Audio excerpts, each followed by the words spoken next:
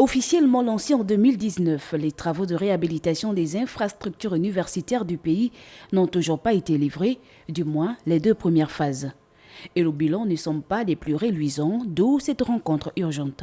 C'est, j'ai envie de dire, la première fois que je vois ça, la première fois que j'assiste à cela, depuis que je suis président du SNEC UOB.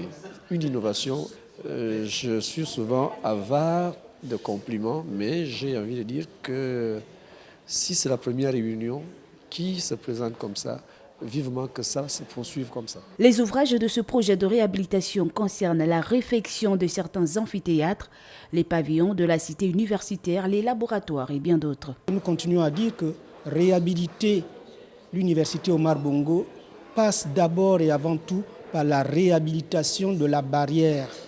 Or, ces travaux de la barrière sont arrêtés.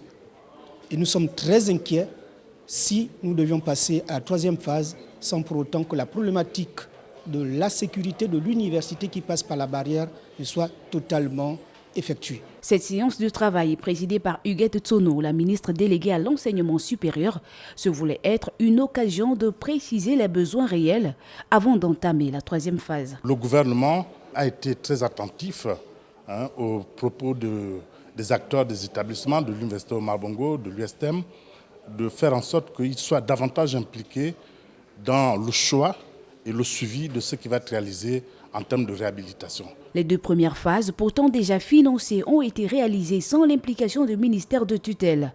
Pour cette 3e phase des travaux, le ministère de l'Enseignement supérieur se dit engagé à mener à terme ces travaux et les livrer le plus tôt possible.